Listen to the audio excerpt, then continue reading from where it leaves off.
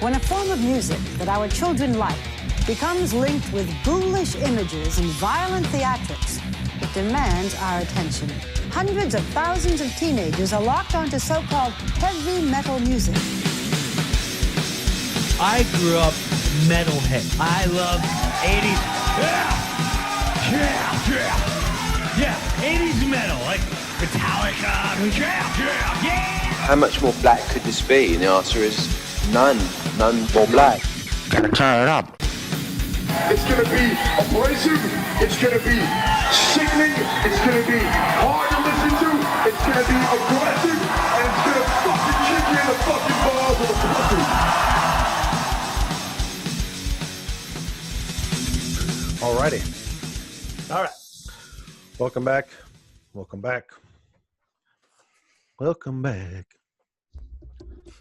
Somewhere in Time podcast. I'm Eric, and Tim's here, and Joe is here, and Keith's here. We are back to talk more metal. Metal. And we're jumping ahead in time. We are. Well, English accents. Yeah, we probably shouldn't. Yeah, let's not do that. Yeah, so yeah, we're jumping ahead from 83 anyway. And it feels so much better. Time traveling. So yeah, we're kind of going back to our 30-year celebration of albums. So we're going back 30 years to 1989. So this will be the first episode in a series of episodes about albums from 1989. And this episode, we're going to discuss albums from Sepultura, Beneath the Remains, Kreator, Extreme Aggression, Powermad, Absolute Power, and Mordred, Fool's Game. Mordred will be the honorable mention on this episode. So, because probably not a lot of people have heard about Mordred or know about Mordred. Probably not. Yeah, what instigated us talking about them? Because I had never heard of them before, and you guys started. Okay, so Tim, you're waving your hand. Start talking. Let's play a little bit of them so people can get a sense of what we're talking about here. So this is a State of Mind. First song on. Play a little bit of this.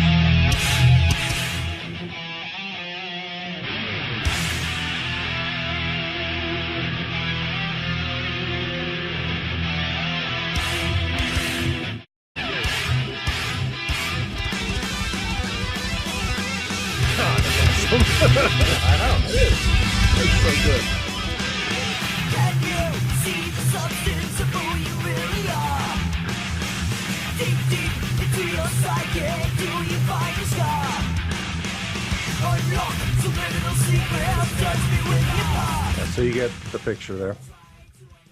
But yeah, so Mordred is from the San Francisco Bay Area. They're a second wave of Bay Area thrash. That's right. Swobat. They're a Swobat band. Swobat. Trademark. Well, but Keith asked what made us talk about this album, or I guess even mention it for a 1989 album. But I mean, we knew about Mordred. I forgot this album came out in '89. I think Tim reminded me. It's like, hey, by the way. Yeah. Well, we saw the video for Every Day's a Holiday, which is not indicative of what this album sounds like whatsoever. No. At all. It was enough to... Okay, so in '89, we were looking for really any heavy music that wasn't glam, you know? Yeah. And that song was good enough to where we're like, well, we'll buy it. And we bought it. And '89 was like the peak of when like heavy metal, like that was the top of the wave, the crest. It all came crashing down with grunge, and well, yeah. I mean, as much as the '90s had some, most of it we'd like to forget. And 2000s, we've discussed a bit that things have definitely resurrected in the genre, and we're new metal bands are popping up as much as the old metal bands are still producing great stuff. Mordred, have they done anything since '89? Well, yes, their second album is actually a lot better than this album. Yeah. Good. Yeah. Hey, I like it's not this saying a whole lot. Oh boy, There was no internet, and we only had our circle of friends, which wasn't very big. So our entry to a lot of these bands was the two of you.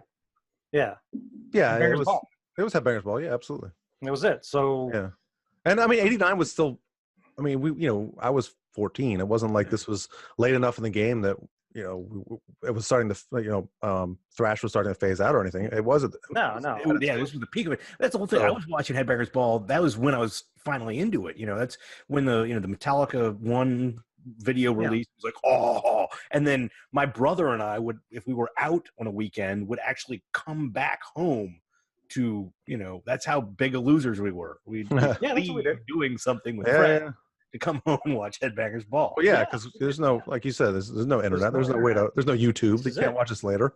Yeah, I mean, you can record it on a VHS if you wanted to set up your VHS. Yeah. It's just like, the radio was playing Def Leppard and Bon Jovi. Like, holy crap, Headbangers Ball is how you found all of the bands that I would eventually get into. Yeah, you Right, still, so that's I don't remember this one at all, though, and there's a good reason. I don't think it played much. This band sucks. Oh, come on. I like that. My first note is I forgot how good this album is. I really dug this album. Yeah. we bought it and we were shocked that it was a thrash album because we thought it was going to be like funk. Yeah. Oh, yes. Well, that's thing. that's exactly what I wrote. I mean, like stylistically, I love how stylistically they are a bit all over the place, and they don't stick just to metal. And you definitely hear. I mean, funk is definitely an obvious, influence in there. Yeah. Unfortunately, it's not good funk. Can you pull up that clip? Oh yeah, I guess so. It's worth. This is where I first heard of them, was on the Hard and Heavy or Metalhead video magazine. Oh, okay. Yeah. And I wasn't against them at the time. I thought, well, that seems interesting. I went back and watched it the other day, and I thought, I want to punch these guys in the face. They're a little arrogant. I met them. They toured with Overkill in '89, and I met them, and they were super cool. So I don't know if they're just. I didn't see. I'll play the clip. So at the time, we were listening to bands like Rick James and Living Color and old stuff. Early Motown, a lot of the Motown. Yeah. Funkadelic Parliament. That was a metal band. They're not, just because they're black doesn't mean they get lumped into R&B. We're going to be moving to a direction that is more. It's heavy and also funky, so it's heavy metal without the metal and heavy funk. Is what it sounds like. Mordred wants to go into any kind of sound that appeals to them at the time. We incorporated funk because at the time we were very interested in the funk genre. Looking ahead, we could go into any kind of other music and branch it into the basic Mordred sound. That's pretty much it. Yeah. I hope the other guys in that band fucking just laid into him after that interview. It was just that one guy. Yeah. That was the drummer. Oh, was it? It wasn't even really a band member. Oh man. Old joke. Never gets old. It does. It got old timeless a long time ago. Yeah, so I don't know. I like this album. I still like that interview with the drummer. Just throw that one out. Remember that from Faith No More? Oh yeah. I mean, okay. So as far as like production value, I actually thought it sounded really good. Oh yeah, you're right. The guitar sound is excellent on this album. Like the actual distortion, bass really sound good. too. The bass. I think the bass sounds hollow. The bass was a little muddy.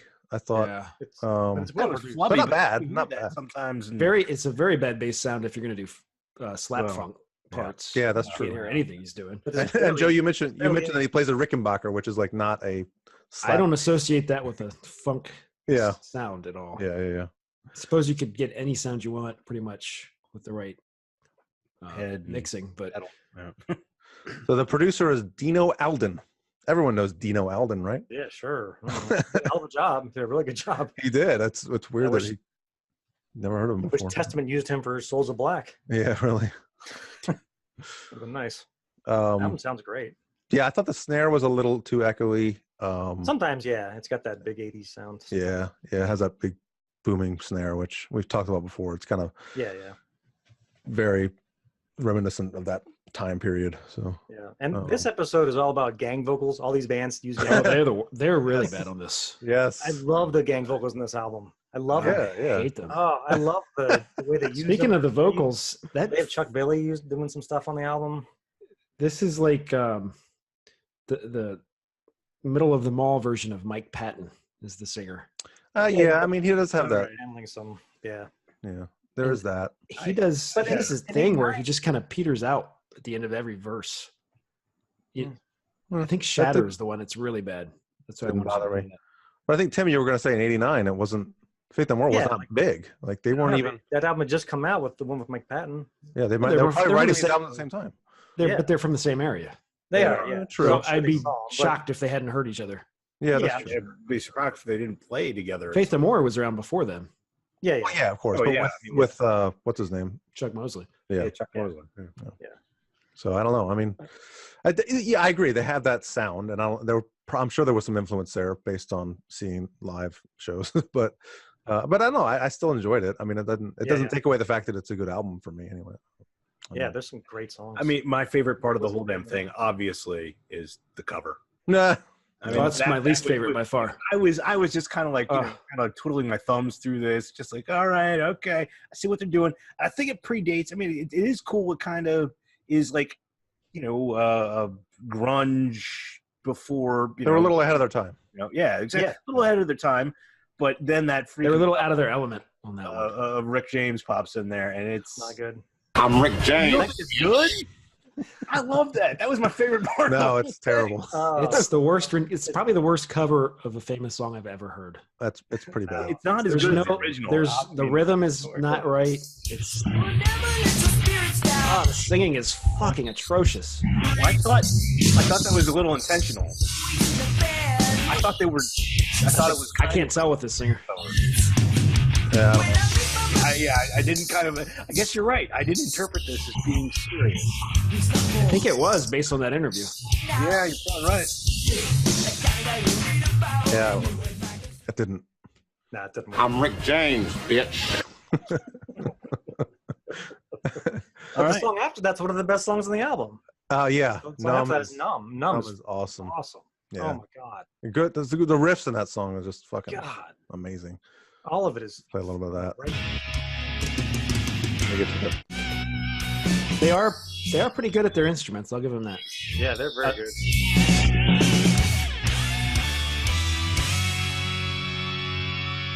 This is. It's the end of a Testament song, isn't it?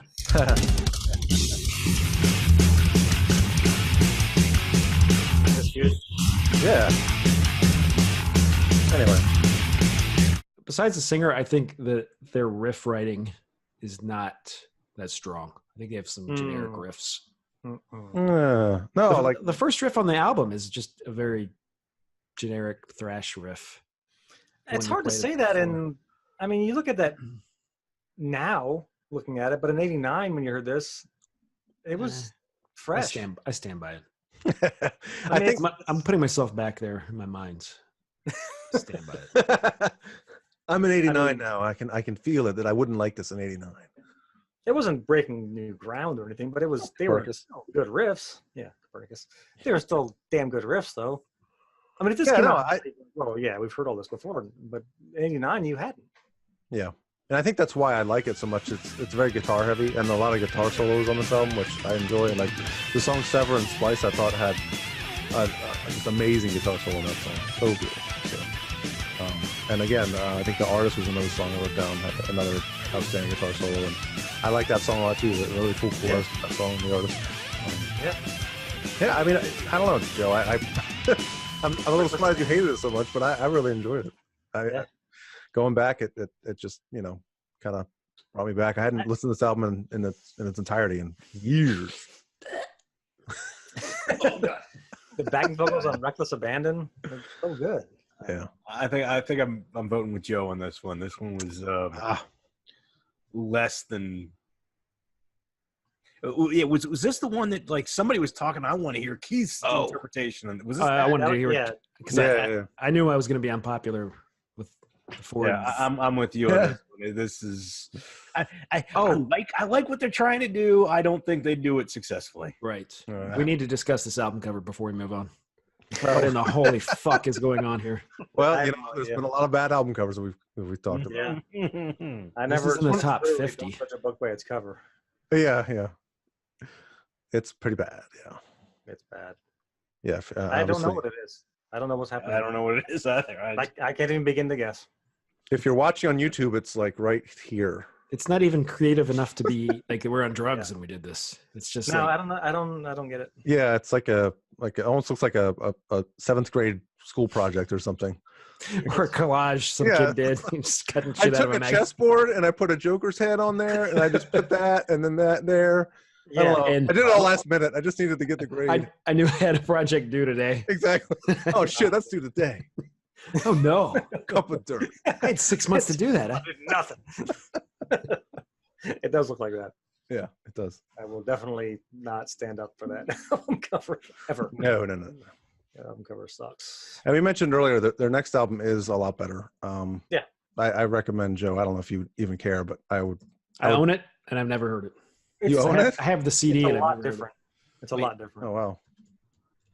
What was the song that I was talking about just before we started recording? Falling Away. Falling Away, yeah. Falling Away is fucking I'll great. play a little bit of that because Bass sounds better.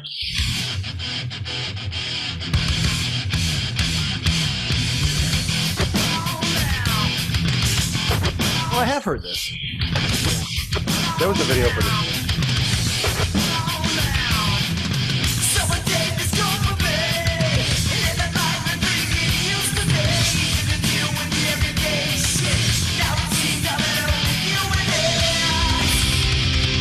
Probably.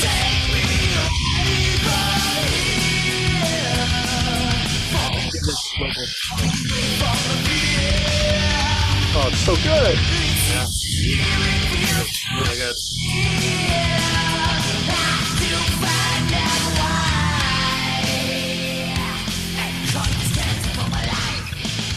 Yeah. See, that's awesome. That's so good. And it's great because I completely forgot. Now I want to go listen to this album again. Yeah, it's. I think that one. I think was produced by the guy that produced Souls of Black. Oddly enough. Oh, really? That's funny. And that one sounds good. So I don't know. Who, Alex Perry Ellis? No, Michael Rosen, I think is the guy's name. Oh, Souls of Black, is that what you said? So let me see if I have anything else. I mean, this is the honorable mention, so we don't need to spend too much more time on this. No. But I had it over there. see, oh yeah, we should talk about the fact that they did release a new song in 2014 with a different singer, and it's one song or an album? Fucking awful. No, it was one song. It's really bad. Oh my god! And well, how do you record? I mean, I guess yes. In this day and age, you can record one fucking song, but yeah, you can. And the production value on this song, I feel like they recorded the music in a studio and then they just sent it to the singer and said, "Here, figure out a way to record this." Because throughout the song, there's clearly no pop filter on, because you hear these like really like when he hits the P's, it's like a like it's terrible. Yeah, and his voice isn't very good anyway. No, it's awful. Yeah, it's Play really a little bit for you. Leave us behind. We give our hearts and we live again. And the black and white and tender. That's probably what they hear when we showed them Mordred. Yeah. That's probably what it sounded like to them.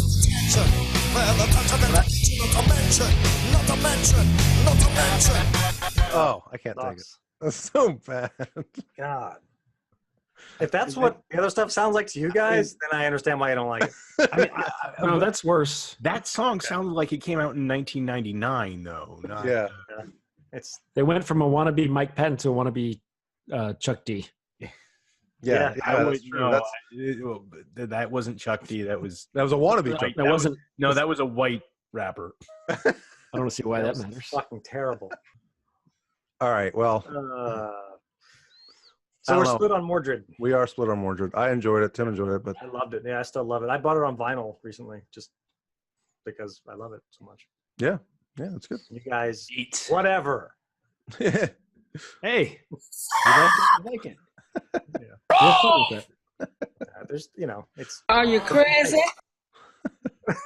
All right, I'm done with my soundbite. Personal taste. You can't, what do you? I know. All right. Well, I think next up is Powermad, right? Yes. Yeah. Are you Powermad? Powermad. So the album is Absolute Power. This one. Yeah. You're watching on YouTube. There it is. Hey, he's got the vinyl. the vinyl. That's another awesome album cover. Not a good cover. This album cover. I don't know what's worse. I don't know. The Mordred is worse. Yes. What's weird about this is, to me, there's a song on the album called Plastic Town, which is awful. That song sucks. I like that This song. looks like, oh God, this looks like Plastic Town. Yeah. That's probably why. Yeah. Maybe they had Plastic Town as the original album title. I don't know. Maybe. Well, that'd be really horrible. I don't know why did they shoot it in cassette-sized photo? I don't know why any of this happened the way it did. Yeah, it's very strange. Well, let's people may know a little bit about this band if they've seen the movie Wild at Heart, because I love that movie, and I don't remember this band at all. What? Oh yeah, so it's been a long time since I watched it. She's like, oh, Powermad's playing at the whatever theater. Oh yeah, they start flipping out, right? He starts like punching and kicking and stuff. Yeah. Yeah, and then they're actually in the movie, right? They go see him live. And the band is in the Slaughterhouse. Yeah, they're playing this song. Oh, let me fast forward. Which sounds like the beginning of "Frolic Through the Park" by Death Angel. Intro to this.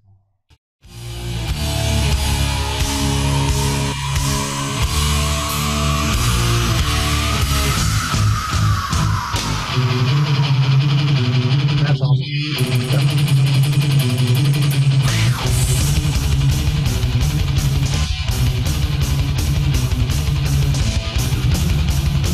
I don't play a lot of this, but that's okay. Get to the vocals though. Yeah, I know.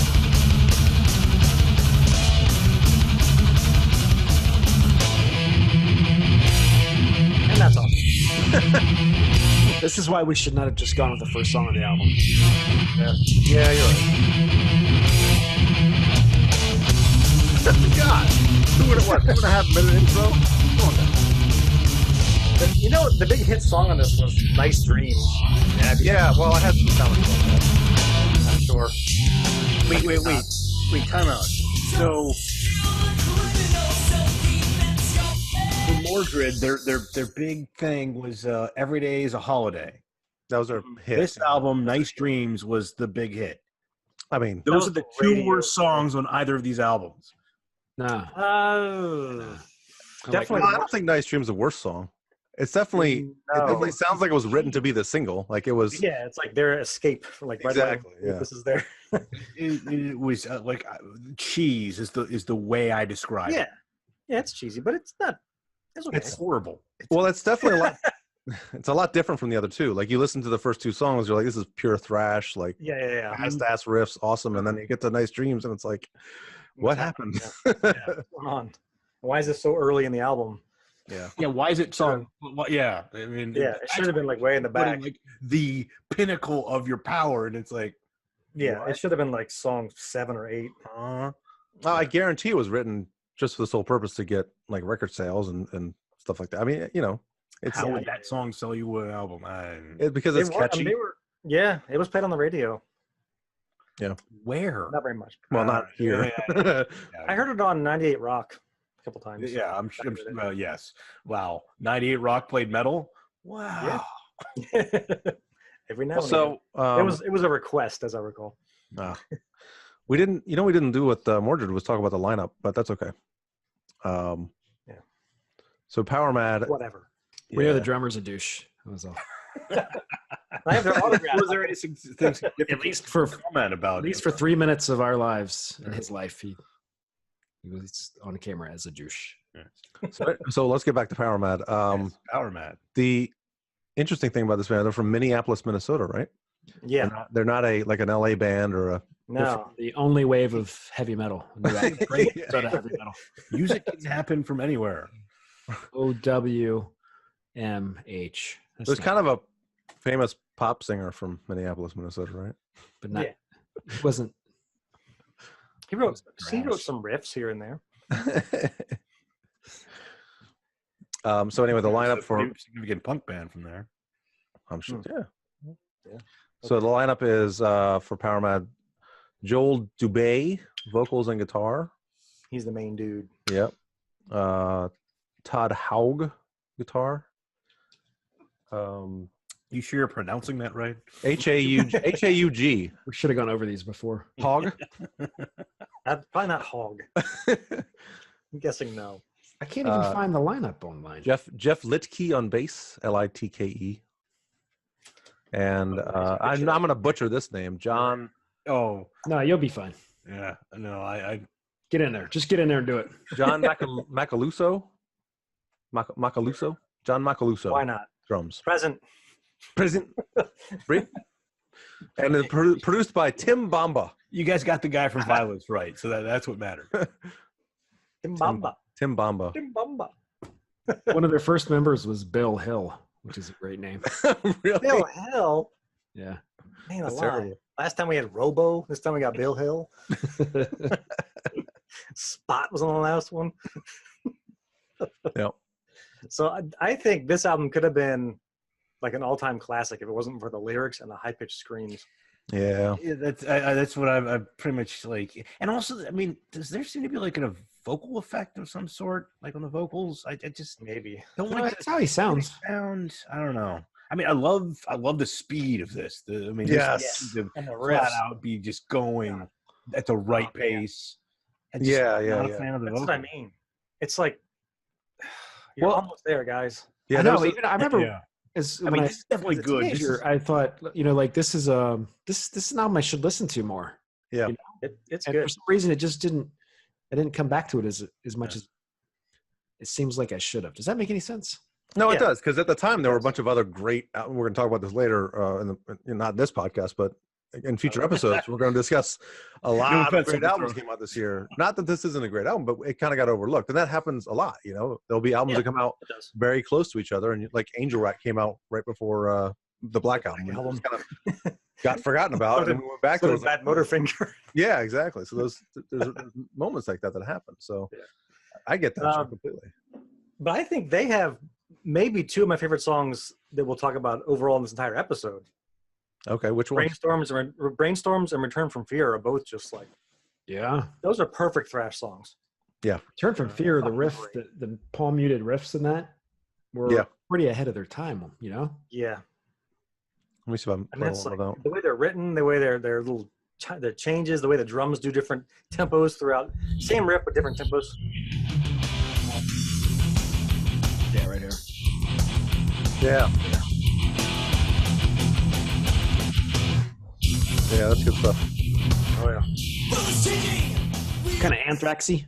Yeah, they that's had very impressive. really good riffs, like just heavy shit. And Yeah, that's what I mean. Like, Keith mentioned earlier the speed. yeah. I made a note about the song B&R, which is Yeah, the lyrics. that was my favorite. The lyrics of that That's a song great song. are pretty terrible, but What does B&R stand for? I never could figure that out. Body's not recovered.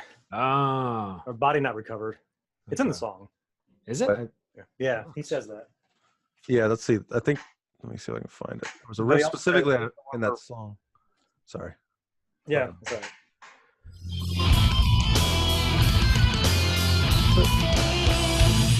There you go.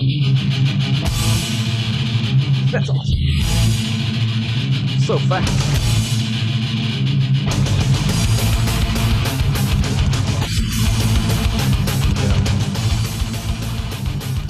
Yeah, it is very Anthraxy, Joe. That's a good point. Yeah. Speaking of that, there's a comparison I wanted you guys to listen to.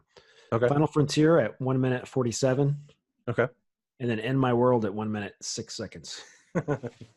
So what was Final Frontier, the time mark on that? 1 minute 47. Okay. All right. You'll probably remember one.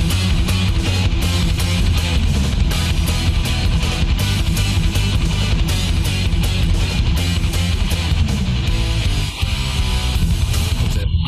Okay. And what was In My World? Yeah. What was the time mark on that one? A minute 6.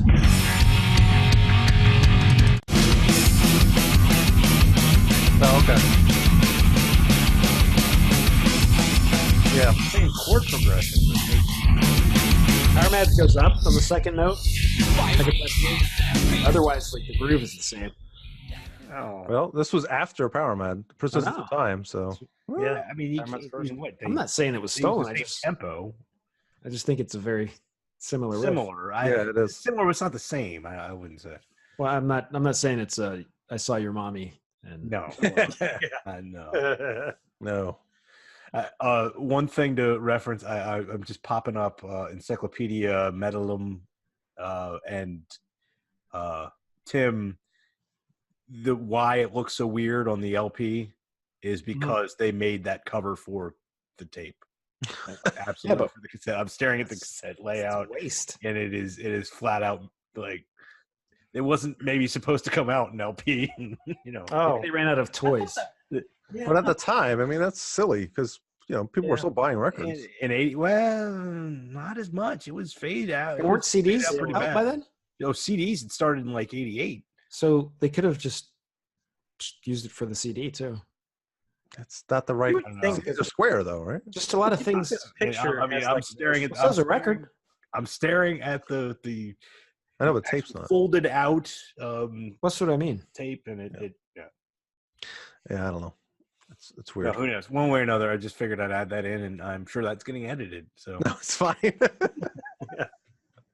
No, when you say it's going to be edited, that means I don't edit it. All right. So back to the whole man, Anthrax, they're a bunch of losers. They ripped off Powermad. That's exactly what he said. Charlie Pinante doesn't know how to write a song. He's just gonna sing Powermad. Yeah, no, an Anthrax shirt, not a Powermad shirt. I've got Powermad. I have Ghost. Yeah. No, I'm wearing a T-shirt like I'm anonymous. Yeah, James. Let's go dancing at the sock hop. You should curl your sleeves up a little. Get a cigarette. Cigarettes in your sleeves. Maybe 10 years ago. Yeah, I could have done without the screaming on this album. That definitely. His screaming didn't bother me. It reminded me of David Wayne, and his screaming never bothered me. Yeah. David Wayne. So Keith and Joe don't listen to Howard Stern, but at the end of Plastic Town, really, the screams sound like Marianne from Brooklyn. Let me see if I can find It's like, oh my God, it's Marianne from Brooklyn.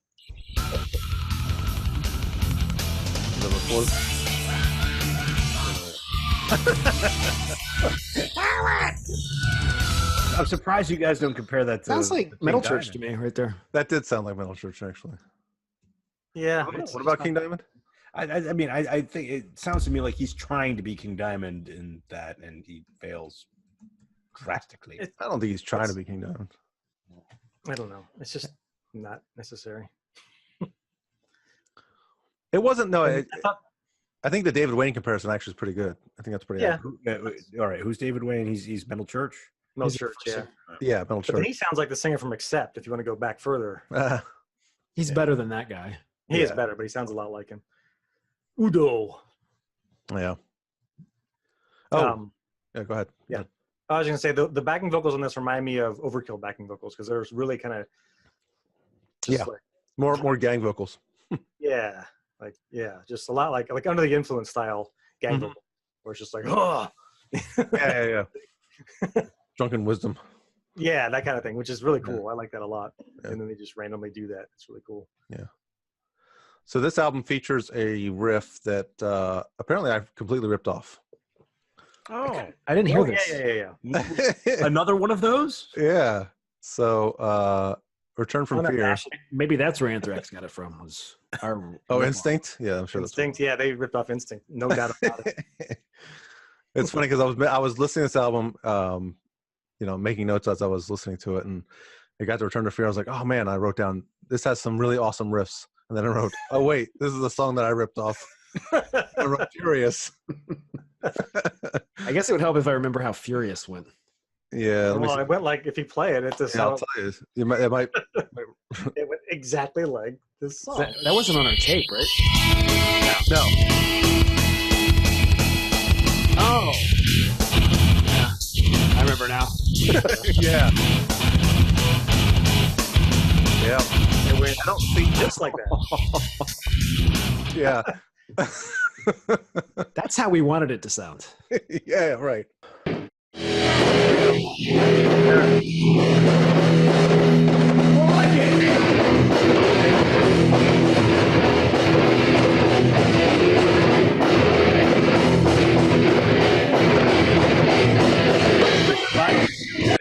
screaming like, "Wow, the drum is coming out louder than everything else." Was that Keith that we heard yelling that?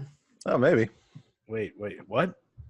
You have to send that to me. Wait, rewind. What was I yelling? Somebody yelled, "I like it." Yeah, I heard that. I think you, Eric, you said that's more like it because I think people were moshing. Oh, yeah, that's right. Yeah, that's okay. right. That was from the music store, right? Send this whole recording to you. That was our that'd be good. live performance. With you. Yeah, with me. You. Or was it?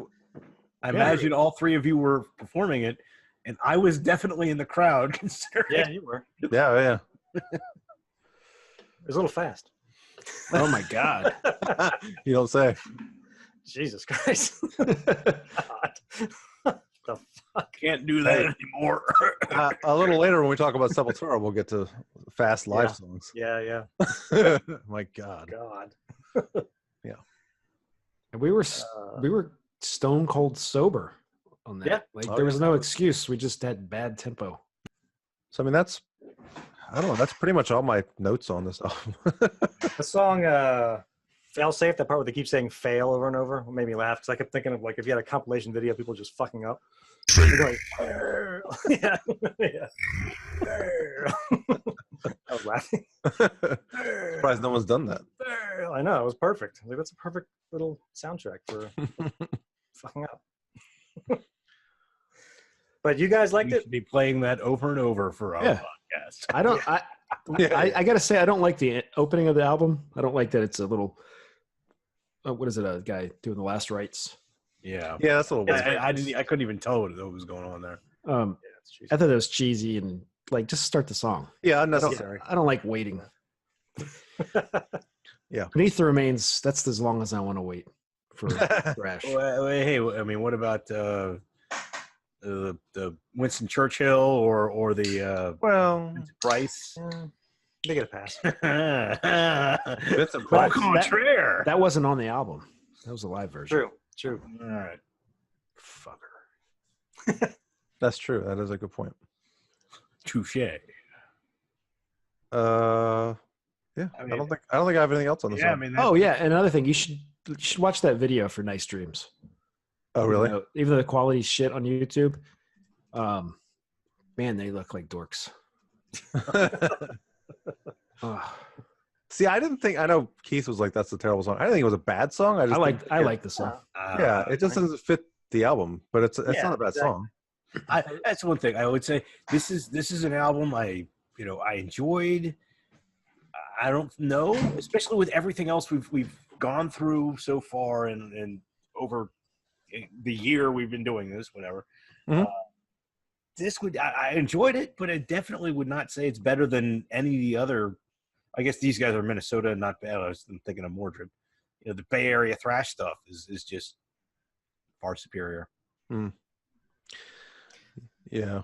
For stuff that I don't own, there's way more ahead of this that I'd want to. I wonder if a lack of competition in a scene screwed them over too. Yeah, maybe. I don't know. I mean, they're talented. I mean, I think their vocals just. Yeah, there's just decisions that were made that made it not as good as it could have been because it's so close. They are still playing as of last year. Yeah. The last album was actually really good in 2014. Oh, really? No high-pitched screams on it whatsoever. And it's the same members as this album except for the drummer. The drummer's the guy who's in Megadeth now. Oh, is it really? He's like one of the best. Yeah, he's one of the best drummers on the planet. He's ridiculous. The drums on that album on the last Powermad album they're just ridiculous. That guy's crazy. They're insane. Drums are nuts. Yeah. Yeah. There's a song called let me see. Well, the name of the album is Infinite. Infinite, yeah. It's By a Thread. By a Thread is 2014, I think. 2015, yeah. It's 2015 on Spotify, but that's okay. Yeah, By a Thread. The drums and that whole song is just nuts. Completely nuts. There it is. Yeah. Is that a blast beat? No, not quite. Not quite.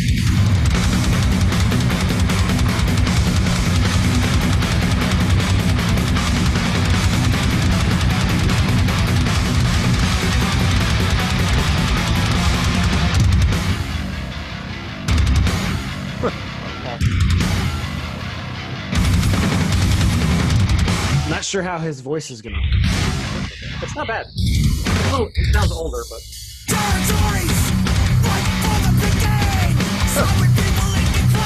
Sounds like Tommy Victor. Yeah.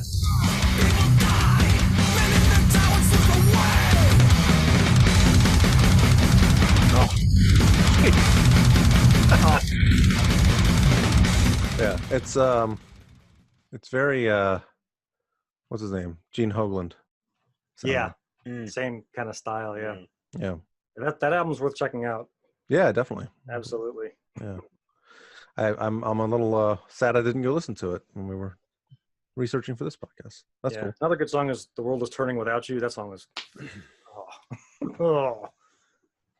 I will check it out. Yeah. People listening, go listen to Powermad. What's funny is their first album was an EP. It was called The Madness Begins. The second album was Absolute Power, and then they were done. So it was like The Madness Begins and The Madness Ends. They're gone until 2015. Yeah, didn't take long for that madness to last. It begins and ran its course pretty quickly. Yeah, and that's another band we saw in Headbangers Ball. They were another 3 a.m. band. 3 a.m. yeah. Last band that showed in Headbangers Ball. They showed Terminator, which is the song on the EP, and it's like, who are these guys? So we got that EP, and it was pretty good. And then we bought this album when it came out. So we've been talk about that last year. No, we didn't. No, we didn't. No. Oh. I think we thought about talking about it, but we never did. Because we were like, it's an EP. It's like, maybe 20 minutes long. So yeah, it's not even that. It's like Terminator's good, and then 13 minutes. They covered There's something. a cover on there. Yeah, Hunter Seeker. I think Hunter Seeker is a cover. Hunter Seeker, yeah. So really, it's 3 songs, and one of them is 1:50. So. Oh no, sorry. Gimme Shock Treatment is the cover, I think. Oh, that sounds yeah. Sounds yeah. Right. Yeah. Wow. Anyway. All right. That's a lot of Powermad talk. Yeah. Well, we can move on. I think we can put that up against any other podcast in the world. As far as talk. All those other podcasts that were talking about Powermad. We could have maybe got them on the show somehow and been like, why weren't you guys more famous? What happened? What happened there? I don't know. I blame like they were close. I mean, they were in a David Lynch movie, and people were getting to know them. And it's one thing. As much as you can say they were close, all that. Some of my favorite punk bands were never heard of. And I mean, I guarantee you there is metal out there from '89 and since that probably is better than, I mean, I'm not sure what band to really say there without getting my ass kicked by someone, but I mean, there is great music out there. I guarantee you in any local scene you go to, you can find you'll find a lot of other stuff, but you will find some fucking good shit if you just stick to your goddamn local scenes. Yeah. Talent is everywhere. Yeah. Fuck yeah. And one cool thing about these bands and the bands back then was every band had a unique singer. Like you knew the band because of the singer. That's true with all 4 of these bands. Whether you like the singer or not, at least you knew. It's not true nowadays. No, like nowadays they're just like, we'll just have a guy that does death metal shit, and and another guy streaming. Like, that's a good point. I mean, let's face it. Well, you got to realize. I mean, back in the mid '80s, early '80s, everyone was just trying to do the range that was way too high that anyone obtain. Now at this point, where they're finally letting vocalists stick to what they're able to do, I still think I wasn't a big fan of the vocals. On Powermad. On Powermad, the high pitched stuff bothered me. Yeah, it was pointless. It was like, why are you doing that? Just because you're supposed to? It's usually something we talked about last time. I mean, I think this might be like the very ending point of anybody doing. It's maybe even a little bit late to be doing that stuff. Exactly. It might have been after. That might be why they didn't make it. It's just like, wait a minute, these guys are still trying to do that now. Yeah, dude. Welcome to '88. Oh. This is on a major label too. It's on Reprise Records, so or Reprise, however you say it. Yeah. But yeah. As much as I enjoyed it, let's face it, it's good stuff. But there's other great stuff out there, and there's. Well, we can talk about. Let's talk about something better stuff. Kreator, a band that Kreator. This is one of those bands that I always sold the T-shirts Never. I don't even. I mean, I'm sure I saw videos, but I don't remember any of them. They're a great American success story in Germany. You notice this? Wait. No, what do you mean? Have you read? They're apparently bigger now than they ever were. Oh, really? Oh, yeah. In Germany? Yeah. Oh, wow. Oh, they weren't ever big in Germany? They're this album we're about to talk about, and I think Coma of Souls, maybe, or maybe the album before that. I think it'd be this one in Coma of Souls.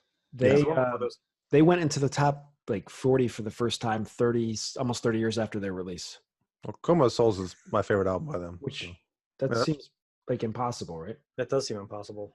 That's awesome. Yeah. I mean, awesome. I'm sure. I mean, as much as I'm not sure how much any band makes off of album sales anymore, but yes, to cash in on something that is deserving, fuck yeah. Yeah. Go Kreator. Well, the album in 2012 was Phantom Antichrist. That album was great. I mean, yeah, see, I didn't go back and again. I should have listened to more of their stuff. But they have like 17 albums or something? Yeah, they have a lot of albums. a lot, but they've been busy. Yeah. Well, but this album is Extreme Aggression. Play a little bit.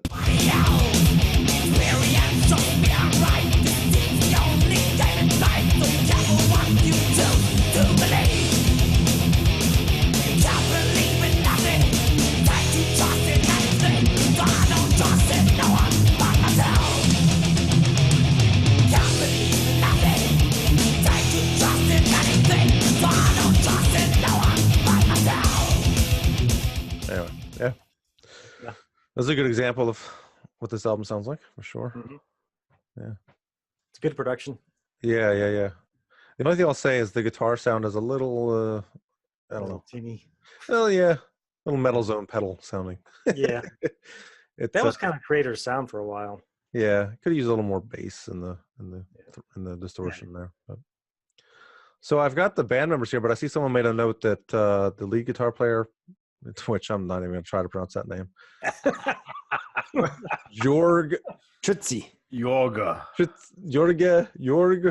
Yeah. Bowski? I don't know. Trutze. So does anyone know who the lead guitar is this like, do you know the answer? Much more. No, I don't. It's because someone made a note here saying, because I wrote that he played the guitar, but then someone said not on the album. I don't know who put not on the album. Maybe I did, and I just fucking don't remember. Well, that's on. That's your notes. They're my notes, so I don't know. Maybe I did, and I just don't fucking remember. No, Wikipedia has that, Eric. Oh, okay. Oh, it says it on Wikipedia? It's not cited. Oh, okay. Gotcha. So who knows? What? Well, anyway. So copy and paste was the the culprit here. Yeah, I guess so. Well, anyway, the lineup is so on guitar and lead vocals is Millie Petroza, Rob Miller. I think it's pronounced Millie, isn't it?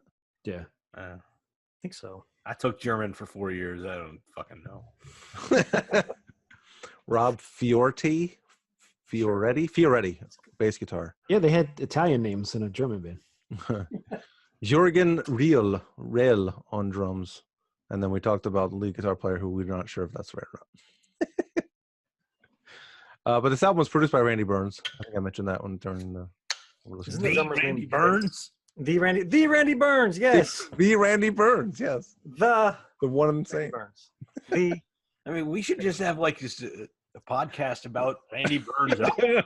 Yeah, that's not a bad idea. Good idea. Yeah. Isn't the drummer's nickname Ventor? Is it? I don't know.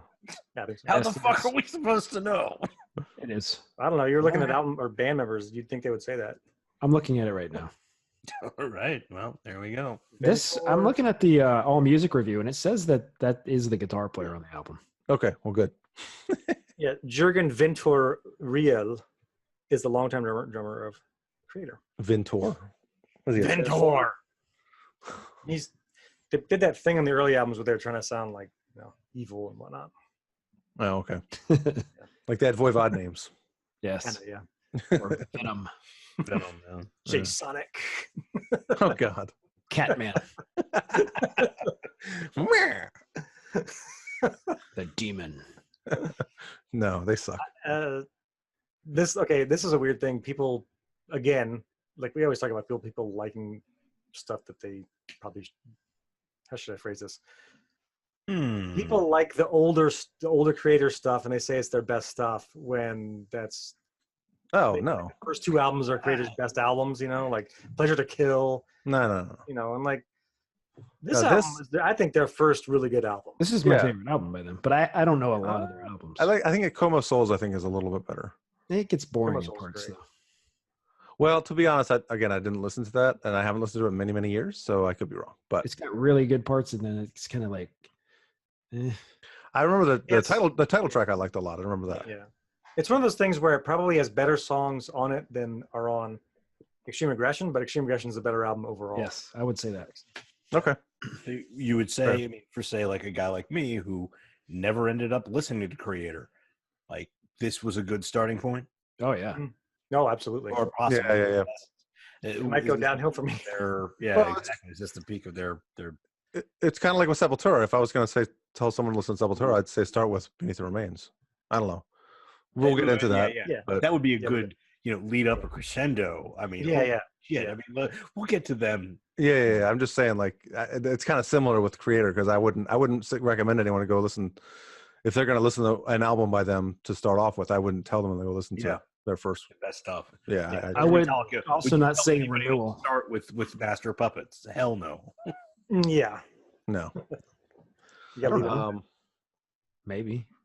No, I mean you give them Ride the Lightning and let them build up to it and be like, holy shit! Like, listen to Ride the Lightning, you're like, oh my god, this is the greatest thing ever. And then you hear Injustice for All, you're like, how did they improve? And then you hear Master of Puppets, you're like, I just love it. And I mean, I don't know that orgasmic feeling is going to come from Kreator. I definitely love this. I mean, it was good. I'm not a huge fan of kind of the way he does his vocals. Yeah. It's I think that's one of the reasons I didn't go back to this band a lot. One of my notes was I enjoyed this album, but I don't go back to them a lot. And I think it is a quiet taste. Yeah, I think it does have a lot to do with his voice. I think exactly. The music I just thought was just fit right in with everything else from this entire era, from all the big major bands. But his vocals are kind of like a little howly. Yeah. Yeah, it's angry, but it's also kind of screechy at the same time. Yeah. I remember when I got the album, it took me a long time to get into the vocals. Yeah. I kind of had to get past them. As much as I don't hate them.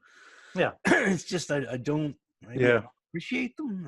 It's not quite death metal, but it's I don't even think it's that close. I would not even put that to the Chuck Schuldiner. Like you look at like what he was doing in '89, this is nowhere close to what that is.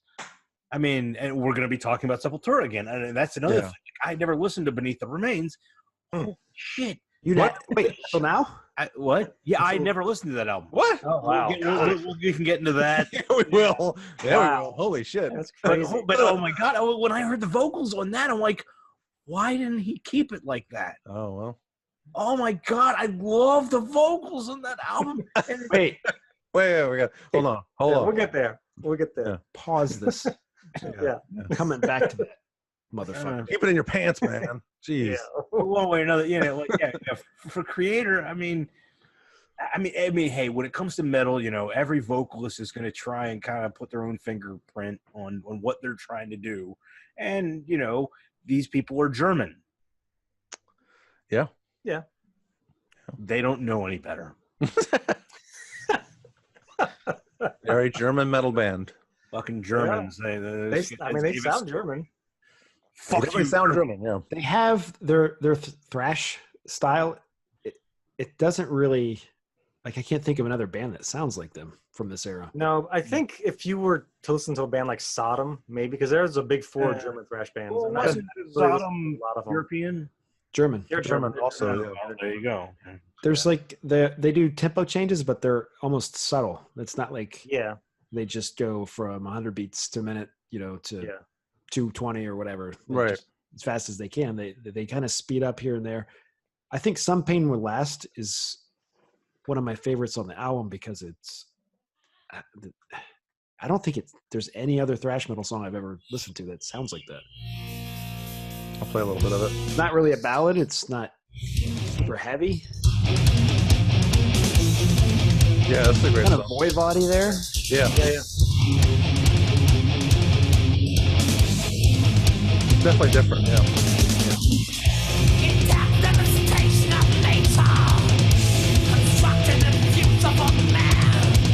Got that list too. Yeah. He's a German guy speaking in English. So.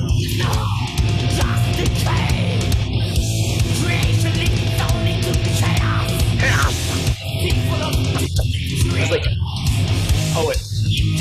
Coffee house. That's kind of Slayer-ish right there. Yeah, definitely. Yeah, but then it's not here in a minute. Yeah.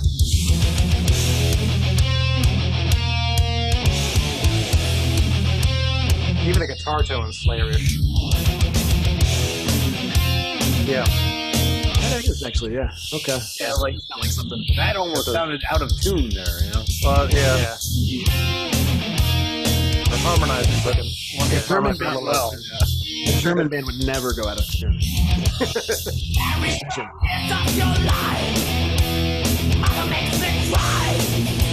Can't listen all day. So let's talk about the song "Betrayer" because there's a couple things to talk about with that song. There's a bad video. There's a bad video, but I don't know what version you guys listen to, but on Spotify. So the song, there's a spot in the song where it stops, and then it stops, but it doesn't. The song doesn't end. But on Spotify, it does end. Like they cut off the entire ending of the song, basically. Yeah. And I think comes back in. Yeah, it doesn't come back in. I don't know, Joe. Where did you listen to it? Did you own this album or what? I had it on MP3, but I thought because 2 songs on it, I think it might have been "Betrayer" might have been one of them, and "No Reason to Exist" were quieter. Yeah, that's so weird. Yeah. So I bought the re-released iTunes version. Okay. And "No Reason to Exist" got quiet still. Like the whole album's louder overall than my other copy, but it still was lower on that one for some reason. And then "Betrayer" is, I don't know what happened, but it's on there twice. What? So I figured it was just my phone. Like I maybe already had it on there. Maybe. Screwed up.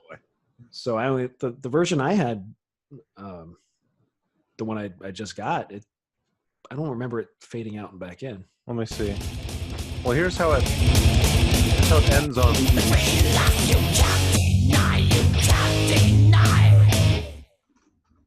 And it just ends.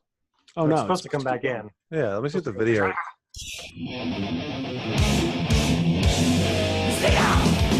This is the video I'm playing now. Let's see what Yeah,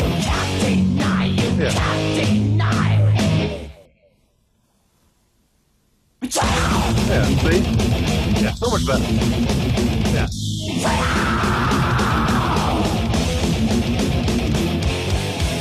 I mean, it's not that Mine much. did that.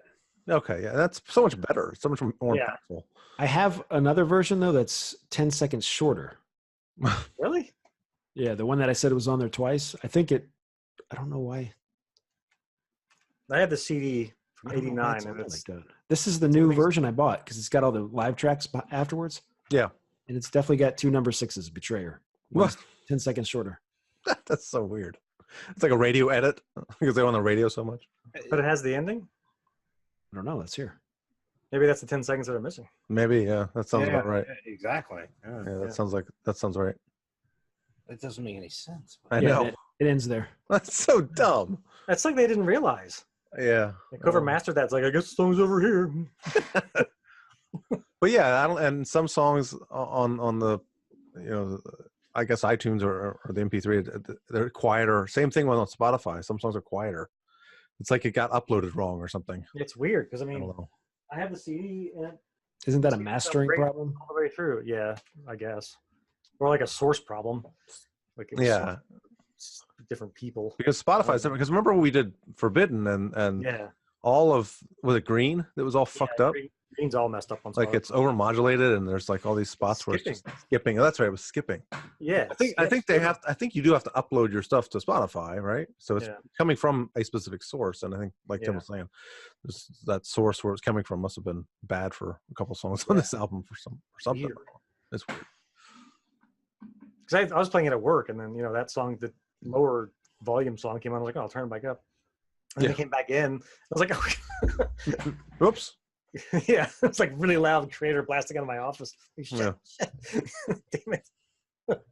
Well, which isn't a bad thing, but exactly. I've had some bad things playing out of. I didn't have an office in a cube at sometimes, and went to the bathroom at the wrong time. Yeah, right. Yeah. Whoops. So the song "Fatal Energy," I'm sure everyone noticed this, but at the 3:23 mark, it's very maideny. Yeah. Oh yeah. Especially those drums, right? It's like, oh my god. Clive Burr drumming. That the riffs. Yeah, I'll pull it up. Let's see. I thought it was an intentional tribute to them. It's very European too. Oh, even before this part. Oh, really? Yeah. I'll go back in a minute.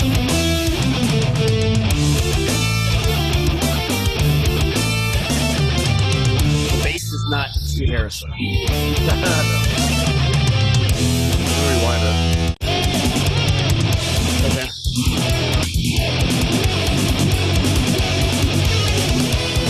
Go further back? No, that's it right there. Okay. Total Clive Burr. Yeah. Good vibe.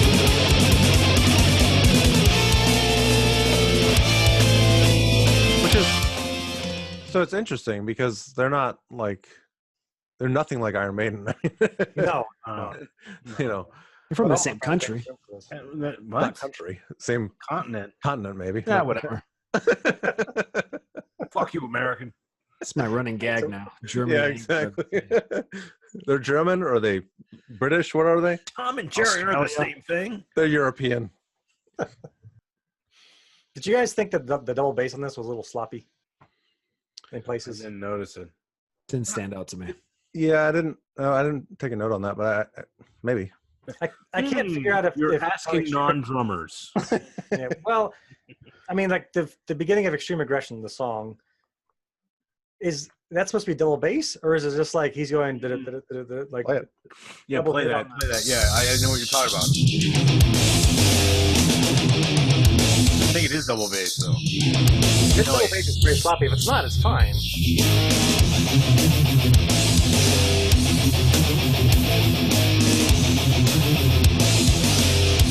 Come on, man. It's coming. Yeah. Go screen kicks in. Yeah.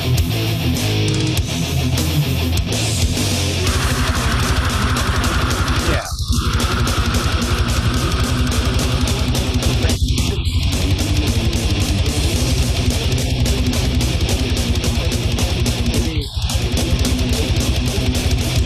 That's tough. Wow. Yeah. That sounds really hard, Tim. Give him a break. I'm not saying it's easy.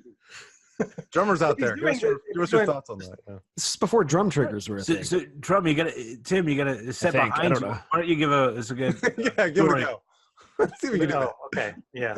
Tim would love that.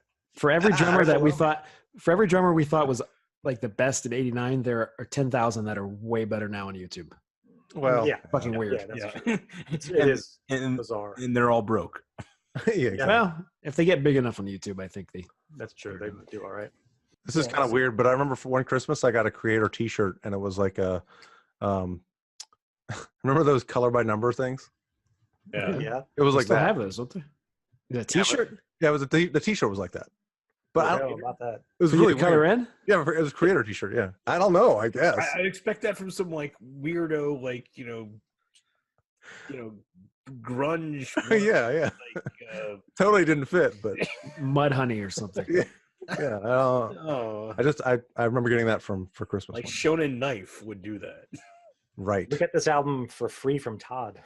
Oh, Todd. Another Todd freebie. Yeah, another Todd freebie. I actually asked him for it. Oh, hey. I mean, hey. I would appreciate this one for free. This one. Yeah. I would definitely say, I did not like Mordred. Like Powermad, We're getting there. Not Right? gonna run out there, but this one was some fucking solid shit. Oh yeah. So if this were a show, it'd be all right. You'd be like, I don't have to get there from Mordred. I can go Powermad set. Like you're getting your ticket in. I think that's Powermad. Yeah, we're all right. We can go get a beer. Yeah, I'll listen to them at the bar. Yeah. Yeah. I got this. I was first going into Nova in '89. Like I was just starting at Nova, and this was my go-to album. What's Nova, Tim? Just starting at Nova when I was in Many people may not know. Northern Virginia Community College. This was the Loudon campus. 13th grade. Yeah, 13th grade. Bullshit, college, folks. Those classes are no joke. Don't discount it. Yeah, they're not. No, not at all. They're real. The real deal. Although I do remember when I was going to Nova taking a math class, I came home one day doing homework, and I was doing the same homework that Kevin was doing in 9th grade. So it's hilarious. Well, they did that remedial math stuff because you fucked up on the entry exam. This is more about you than Nova. I mean, I will have to say the song "Love Us or Hate Us." I love kind of like the attitude of that. I mean, you guys always talked about with Overkill. Kind of, they have a more street kind of more punk kind of aspect to it. I kind of got that feel from that tune. Mm-hmm. I don't know about the whole album, but like I like the overall feeling that it sounds so fucking emo. Man, I'm fired. Though. That's it. I'm fired. I'm fired. I like that you took like 3 seconds extra to think of the word feeling. I knew what I was gonna say, and I'm just like, no, I can't say that. And then I'm like, did you feel danger like Def Leppard? Crap. You felt danger. That's right. Just say something French at that point. At least it sounds like someone's gonna beat me in the face in a mosh pit somewhere. So, what did you guys think of that? What was that? What the fuck was that? I couldn't hear that one. It was, what the hell? What was that? What did you guys think of that album cover that they wanted? The other one? Yeah. I actually thought that was bizarre, but I dug it. At least it fits their theme. Yeah, it does. It's got their monster on it. Yeah, so I didn't know they had a monster, but all right. Yeah. He's like a vampire guy. Yeah, so Google this, people. You could look up Kreator Extreme Aggression original album cover, and you'll see what we're talking about. It's not great. Yeah, maybe can you put it up in the window of YouTube? I will. Yeah. Because it's kind of hard to find. I mean, okay. You gotta go to the second page of Google to find it. I will save the image now so I don't lose it. I mean, the cover of the album is pretty much a stereotypical band photo. Yeah. Yeah. That looks very last minute. I think Joe, you said it was probably management. It was like, they did not want them using the actual album or artwork, so they said, "We'll just take a picture of you." Yeah, wise decision there. Man, yeah. This was the follow-up to Terrible Certainty, which it's terrible. Certainly. I'm just saying this is their first really good album. That's all. Wait, isn't this a follow-up of? Oh, that's a live album, Out of the Dark. Is it a live album? That's Into the Light. Must be. Yeah, that's like a live. Maybe it looks like there's a couple of bonus tracks on it. Oh yeah, I remember that album cover, Out of the Dark into the Light. Yeah, terrible. Yeah. Terrible. Holy crap! Look at the cover for Terrible Certainty. Yeah. Look at that's Ghost. Oh my gosh! Yeah, you're right. Oh shit! Oh shit! Oh wow! Oh boy! I'll take that, Tim. Those damn Europeans! All three of you ripping each other off. That might have been on purpose. Might be an homage. Yeah, it might be. Tobias has played on stage with Kreator. Has he really? Real? Yeah. If you look up "Satan Is Real," the song "Satan Is Real," there's a version of it with because Satan is real. Well, it's Papa. It's Papa, but it's Tobias. Whatever. He's on stage with them, and he's doing the gang vocals in the chorus, and then the other parts he's dancing with somebody. He's like dance. That sounds about right. They're dancing together around this thrash. Yeah. That sounds like real good heavy metal. It's hilarious. Dancing. It's very funny.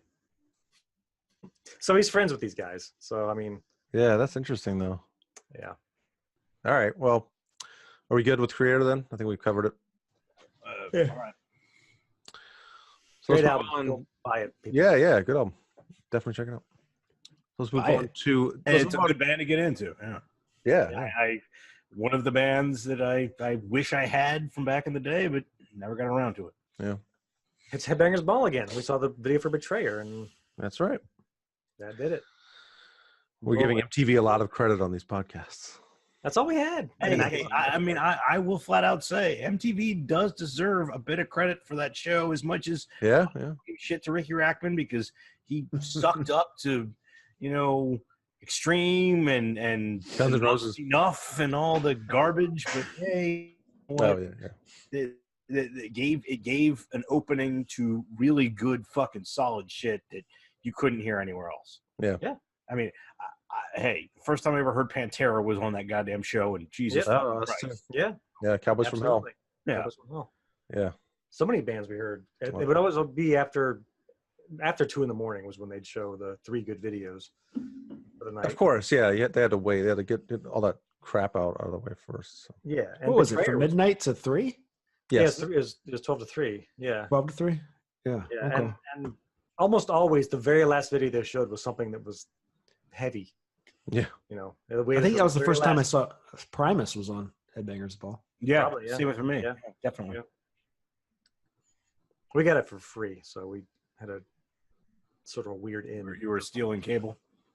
Yeah, no, Todd again. My cousin-in-law Todd. Not MTV. He stole cable. No, I'm saying we got Primus, the first Primus album. Right, yeah, that was sent to us. Along with Faith No More's Real Thing. Yes. We got both those albums at the same time. Yeah. But anyway, move on to the headliner. Yeah, so here, let's play a little. In my mind, feeling scorn of the world. I want for the rules, blame and lies. Contradictions arise. Blame and lies. Contradictions arise. So that's a little bit of Inner Self. Inner Self. Which was the single. Yeah. The big hit. Yeah, that's what got us into them. Yeah. Another again. Headbangers Ball. Headbangers Ball. Yep. Yeah. That's how we found most of these bands. Yeah. So let's see. This was released on April 7th, 1989 on Roadrunner Records. Really? Back then, Roadrunner was around back then? Yeah. I didn't realize they were around that long. Yeah, Roadrunner was putting out King Diamond albums, I think, at that point. Okay. Mine says Road Racer. Road Racer. Oh, interesting. Look at that. Road Racer. Yeah. Wow. Okay. So someone needs to update the Wikipedia page. Say Road Racer. I think Road Racer and Road Runner are the same thing. Okay.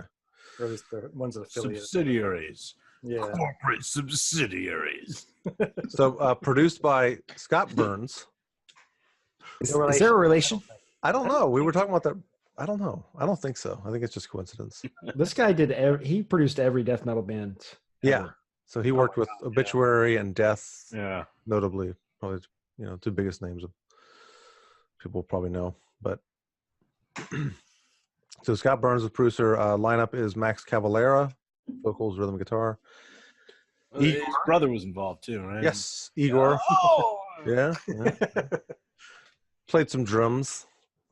It says drums and percussion. I guess there was a little percussion on this album. Yeah, there's a little bit of percussion, yeah.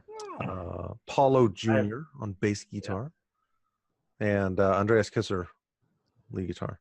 Can, since you just mentioned this, the bass player? Yep. Yeah. Paulo,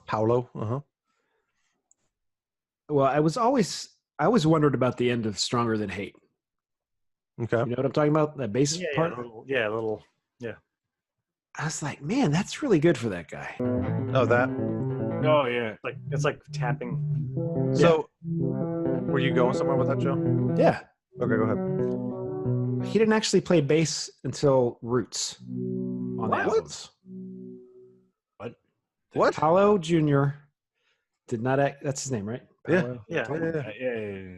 He didn't actually play on the records until Roots. Wait, who was playing the bass then? It was Andreas and Andreas? Max. Oh, yeah. Oh my God! What? I have a quote. What about live? I guess he had to play live, right? He had to play live. Wait a minute. Let me read you this quote. All right, go ahead. This is from blabbermouth.net in an interview from I think 2010. Interview. Huh? Who's being interviewed here, Max? Yeah. Yeah. Okay. So they start talking about Sepultura and Arise because that's the album that started their. That's the one that broke them huge. So yeah. I'll just read you the whole quote. This is Max Cavalera. He says, as we got better, he played better. He's talking about his brother there. The only musician that didn't improve that much at the time was Paolo.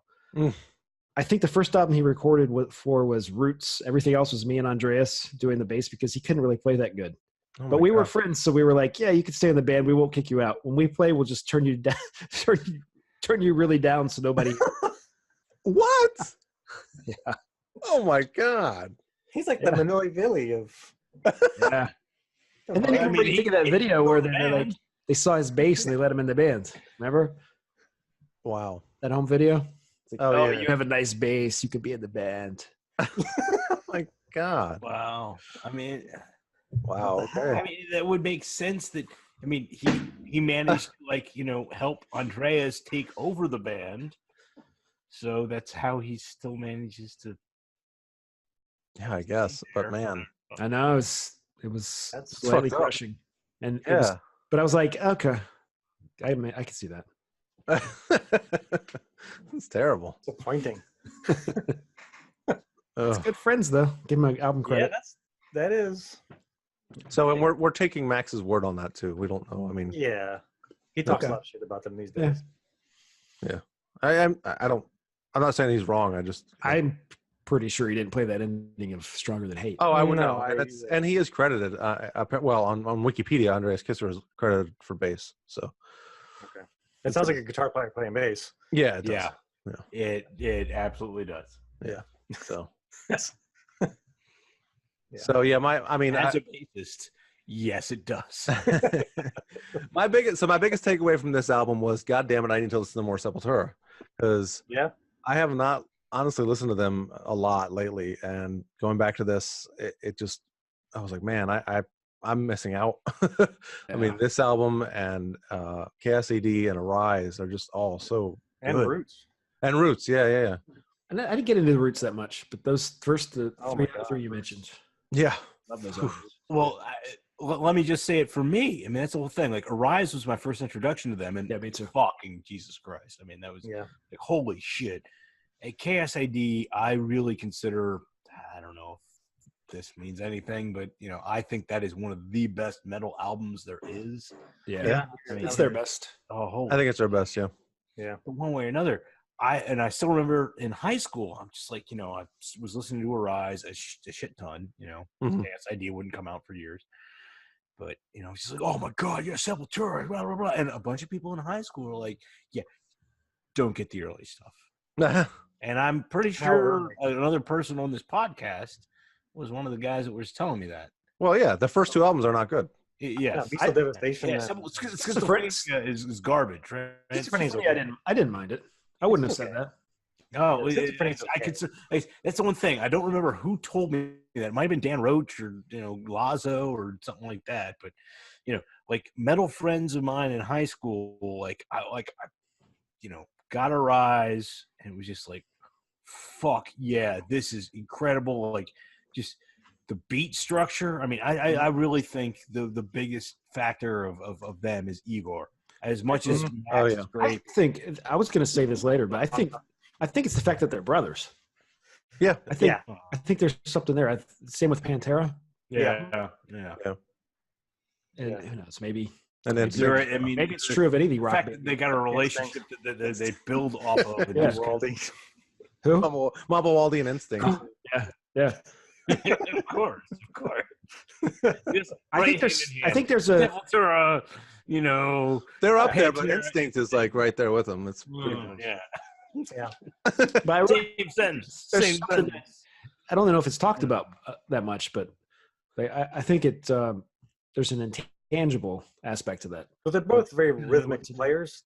Yeah. I mean, Max even took the bottom 2 strings off of his guitar because he's like, I don't even use those 2 strings. I just use the top 4. Well, he wasn't a solo player, so it doesn't matter. Yeah, he's like, I play rhythms. I don't even use those 2 strings. I'm not even going to put them on my guitar. But yeah, Joe, I agree with what you're saying, and actually, it's funny because I may have mentioned this on the podcast earlier, but there was a quote from Terry Date when he was talking about producing Pantera, where it got to a point where Vinny and Dime were basically finishing each other's thoughts, where like Dime would start saying it should probably go like this, and Vinny would be like this, and he would just play it, and Dime would, yeah, exactly. Like they didn't even need, it was like this, brotherly connection they had. That was just like, they've been playing together so long at that point that they were finishing each other's thoughts basically. So, phrases. Or phrases, or musical phrases, yeah. Be called phrase. Okay, sorry. You probably haven't had the musical training I have. But you saw what happened when Max left the band. The band just went. Yeah. I didn't, because I didn't fucking listen to any of that garbage. I just remember I was already out of metal before Roots. So I remember there was a message board I was reading about the new Sepultura after Max, and somebody, his only quote was, "The new singer for Sepultura is bullshit." That's awesome. I mean, with as much shit as that guy has put up with, I can't believe he's still doing it. I mean, that's admirable. I can't believe it. And I mean, let's face it, he's had, almost 20 years, in that band. I mean, he's just some jackass from Cleveland, but hey, he's done it. They're a good band. They're just a different band now. It's not Sepultura anymore. They're still a good band. It's not the same thing. So do you guys know the history of why Max left and the whole thing behind that? I didn't know about it. It was a Janine situation, wasn't it? It was another Jeff Tate situation. No, it was a Janine situation. It was a Janine situation. It was, the manager of the band, the manager of the band was Max's wife. But his wife had a child that was not Max's child, and the child was killed in an automobile accident. And so wait, how old was the child?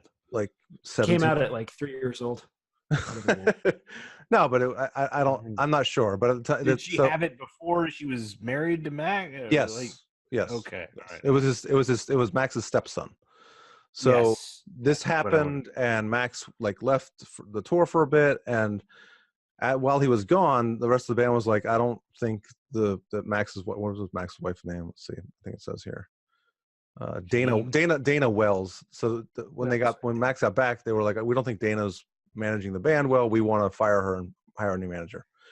And Max was like, you motherfuckers, her child just died, and now you want to fire her? Fuck you, I'm leaving. And he was out. That's basically it. So, it's insane. Marriage. And we got Soulfly, which is fine.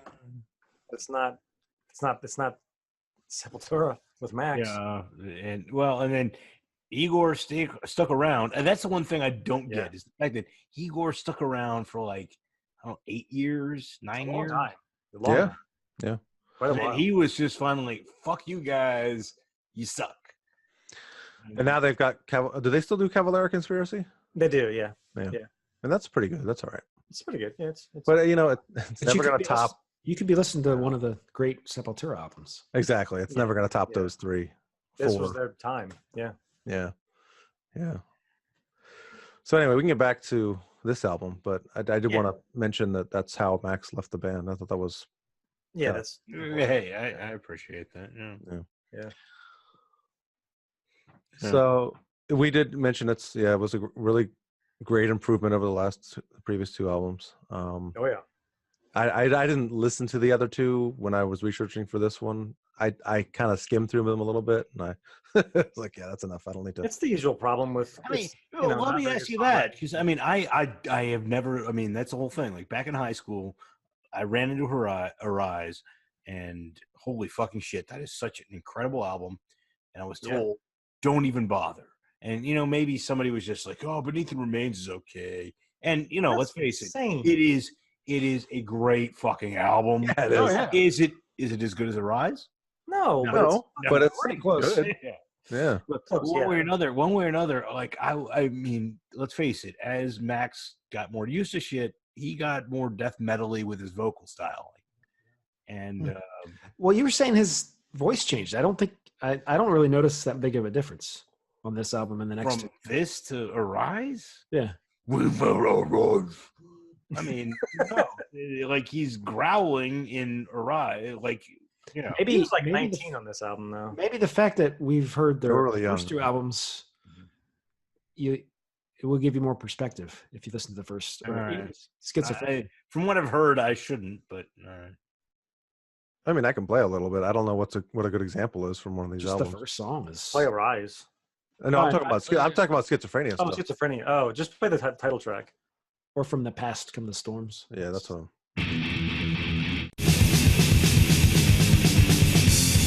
Sounds like a death album right there. It does, yeah. It does, yeah.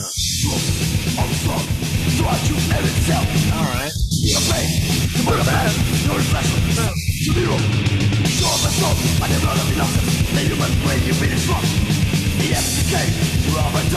All right. Tell me. So, I mean, that's the one thing. Like, does anybody have any sense as to why this album's vocals is definitely different from that, and definitely Arise or Chaos ID? I think he's just really young. Yeah. Well, he was younger, and his voice was probably still maturing. Yeah. Because he was like 17 maybe when Schizophrenia came out. Probably. I mean, would you just say it was the producer saying, "Hey, it's probably the same producer"? You know, like don't go growling. Just try and just yell it. And he did that. And, I don't know. I think he's improved over the years. I mean, I don't know about now, but I think his voice on KSID and Arise is better than. It's not. I agree with Joe. It's not. What I'm saying is that so maybe what I'm saying is his vocal like range or whatever isn't solid. I'm just saying that, you know, like, I guess I'm siding here with the Tim Cookie Monster vocals of death metal. You know, with the that's you know, congratulations, you don't have talent. You're not a singer. You're just anyone can do that. And you know, when it comes to Arise, he's got more of the, you know, instead of the, you guys think you just don't know what the fuck you're doing, you know, whatever the fuck. I never thought of it as quite death metal vocals with Sepultura. It was more like it isn't death metal vocals. It's not the Cookie Monster bullshit. Yeah, but you can understand him. It's definitely. He's definitely adding like a, you know, a growl to his voice. Yeah, sure. You know, I mean, that's pretty standard. And I never really, you know, I mean, trust me, I love it in Arise. I love it. I fucking love it in Chaos ID. It's just angry. When I heard this, I'd never fucking heard this album before. You know, hey, sorry, wasn't the biggest Sepultura fan. Love some of it. And then, you know, I found there's a little bit of filler on it, but one way or another. Yeah, you know, a little bit. I'm surprised you never heard this album though. That's crazy. I never listened to this album. That's wild. Crazy. I mean, hey, it's wild, crazy stuff. Trust me, this is not the last time you're probably going to say that over the. In '89? Yeah, I know. Any of the fucking get to 90, 91, you're like, you never heard this album. Oh, did you hear Roots? No, I've never bothered to listen to Roots. Oh, Roots is good. You never heard the song Roots? You never heard? You never heard that song? Well, I promise you. I know. I was living with Scott for a while when I think it's a good song. It's Roots, Bloody Roots, isn't it? Yes. Yeah, Roots, Bloody Roots. I mean, give me a break. I've heard it on documentaries about metal. Go to the end. Yeah. Go to the end.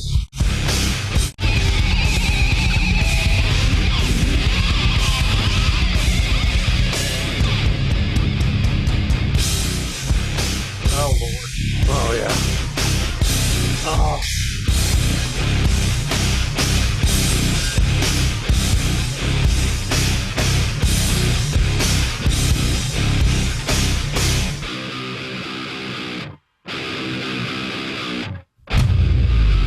Oh. It's so awesome.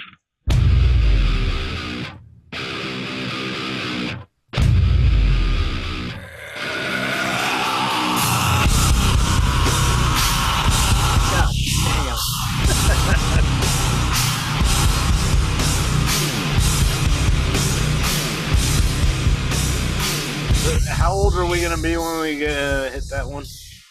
That's 96, so pretty old. Fuck. We don't have to. Let's get back to Beneath the Remains. Yeah, for sure. Well, we should talk about live performances a little bit, though. There's a couple things here. Wait. The flat tires that we need to discuss. Well, there's that, but fuck you. Actually, my first metal club show was Sepultura on this tour for Beneath the Remains. Oh shit! Yeah, 930. What, the Bayou? The old 930 club. The old 930. Oh, and F Street. Yeah. Oh, and that was, aside from Slayer, I think that was the most violent pit I've ever seen. That was super violent. And it was the old 930, which had that goddamn pole like right in the middle. Oh yeah, well, it had two of them. I think. Yeah, it was terrible. Yeah. And the opening band was Obituary. Yeah. Right? Yeah. So I remember, I think I had only been to the old 930 like twice, but I remember like hanging out in this hallway. Yeah, there's a hallway. Oh yeah. To wait long, to get in. skinny hallway. Yeah, and we were just hanging out in the hallway listening to Obituary, just laughing. Like, oh my God, these guys are And we look awesome. in there and he had that giant hair. Stops. All that hair. Yeah, Wait, not a Obituary. fan. Not a fan. Are you thinking of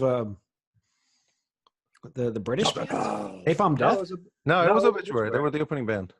Their singer who had all the big hair. You have a drawing of them. I drew them. I don't remember them having the big hair. Inside joke. The singer had like this big poof. He did? Not glam. He just had a lot of hair. Yeah. Yeah. It wasn't like poofed up. It was just he had a lot of it. And he'd headbang and it was like just hair. But yeah, then Sepultura came out, and that was, like I said, a violent ass pit. Like I saw at least two guys walking out there with bloody noses, and it was just a mess. And Max didn't really speak English very well. Yeah. The singer from Obituary is on this album. Is he? Yeah. Really? Beneath the Remains? Stronger Than Hate features background vocals by Kelly Schaefer of Atheist, John okay. That makes sense. Scott Latour from, I don't know where he's from, and Francis Howard. I don't know what they played in.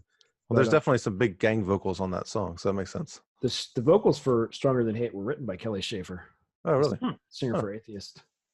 Interesting. If English is not your first language, that'd probably be good to get somebody to help you out a little bit. Yeah. Speaking Portuguese. Well, then Joe mentioned this on a previous podcast, but we also saw them at Hammerjacks with the guy falling behind the. That was the best thing I've ever seen at a show. How did he get back there? Number one, because that bar was up there. Oh, that's right. There was a second and a half. That's right. Yeah. And there was a little like a gate or fence thing there, right? It was like a window. If they you could look down at a band, but they had that they had the big album cover tapestry. Yeah. So I remember we were kind of off to the almost to the back, so I was able to watch Igor play. We were like on the right above the drummer. Yeah. Yeah, but it was so awesome. Because I also remember we were right above Andreas's side because he looked right up me and threw a pick at me. I missed it. I think I wasn't able to catch it. But that dude must have fell 20 plus feet. Yeah. Yeah. It was behind way up there. Yeah, on the balcony, behind the drum right, or behind the big banner of the album cover, and you see this body. What the fuck?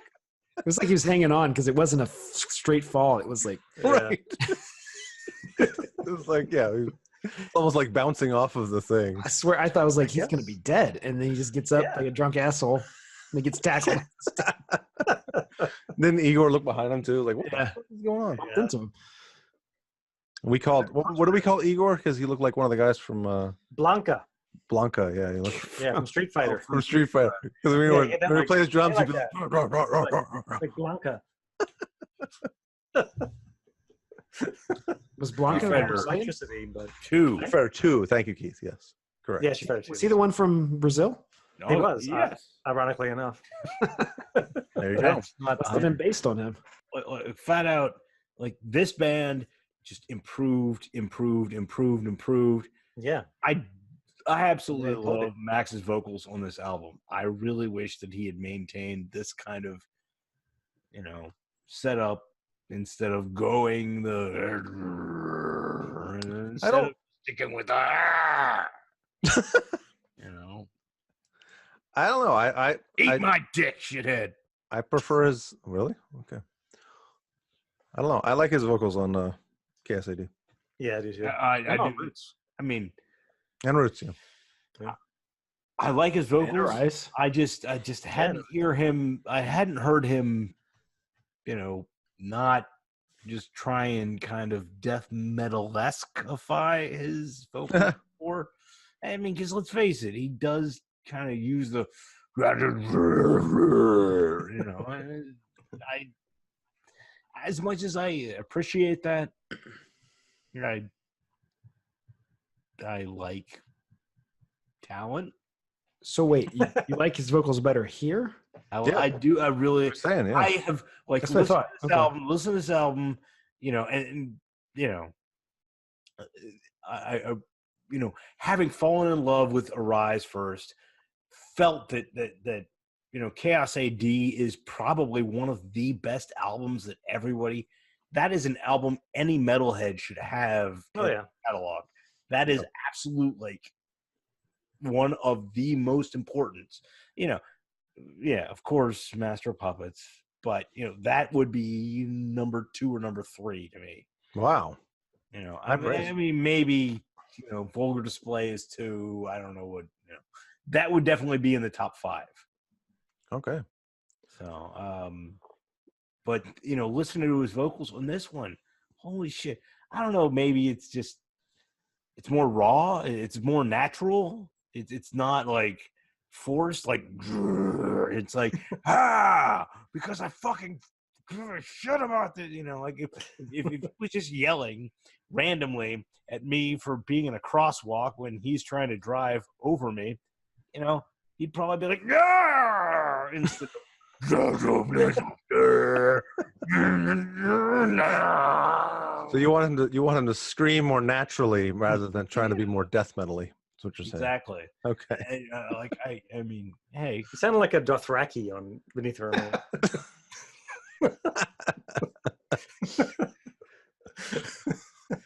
My moon and my blood, whatever. Yeah. Well, one way or another, it's not a bad thing. He was more Klingon.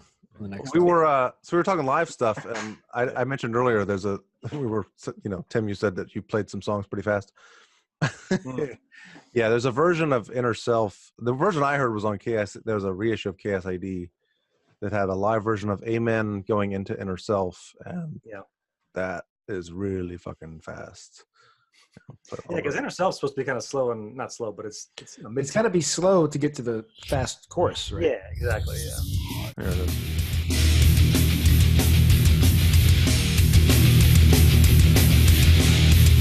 That's way too fast. Definitely bass there. Yep.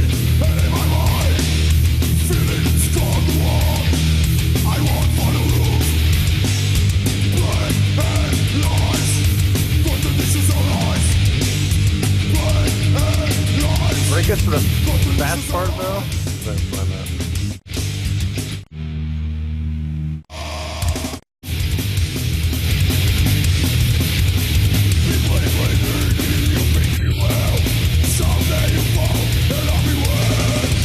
Sounds like the All I Had I Gave singer there. Crowbar? Yeah.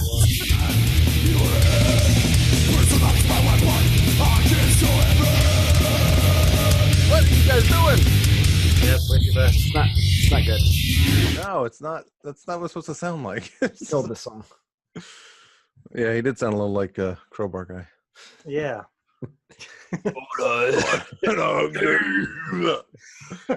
Super constipated guy. Yeah. Didn't make fun of him? Yeah, all their videos had like this shot from above him, like just he was sitting on the toilet, like.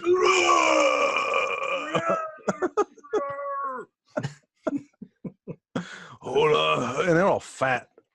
Yeah. Yeah, Beavis didn't make fun. Whoa, they're fat.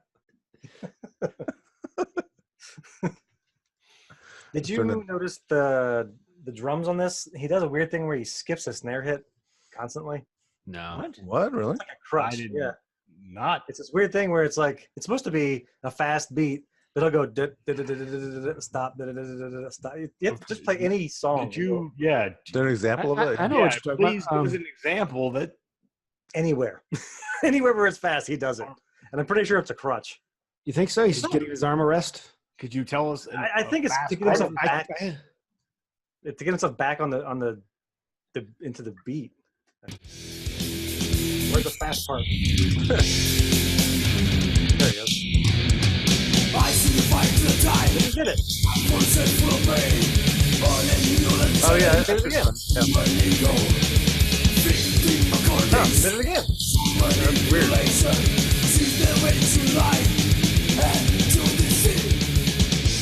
It works though. He hits the cymbal. You can hear. Yeah, it's just weird. That's he just interesting. skips a snare hit. Yeah, he does it all over the place in this album, and I think he does it on Arise as well. Rise too.